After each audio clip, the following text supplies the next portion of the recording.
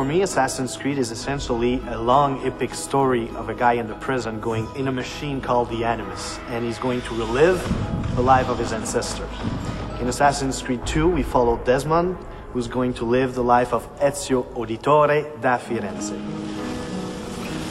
The meaning of Ezio's name, in following with the tradition established by the first Assassin's Creed, is that Ezio means eagle. Eagle, or the flying one. Its origins come from Greece. He's a young noble from Florence at the beginning of the game. He's studying to follow in his father's footsteps. His father, as far as we know, is a banker. As a rich boy in Florence, he doesn't really see the hardships of the peasants and other poor people. And it doesn't really affect him either. He's more of a carefree guy. He does what he has to do. He's got lots of money. He's got lots of friends. And in regards to the women, he's very charming. He always says the right thing to surprise them, to stand out of the crowd, and that's why they have a really hard time resisting to his charms.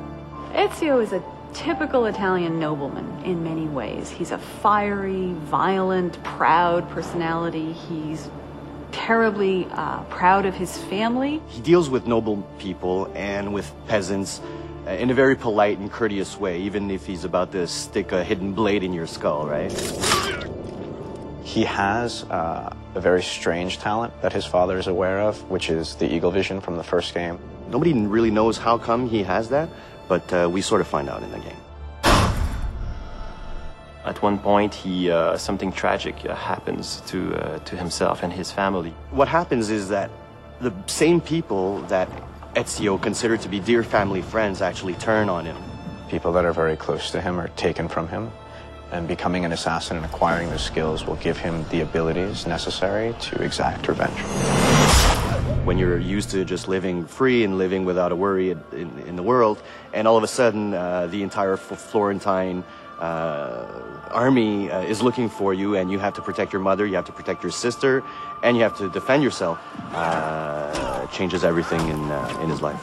So going from this life of la dolce vita, in Italy, it will have to become this guy who needs to kill in order to survive. We see Ezio progressing very much so throughout the game, physically as well as emotionally and in his personality. As a player, you will go just like the main character, in the same, you'll be at first just like you and I, and then will become this badass main character. Before he just wants vengeance, but later on he wants justice.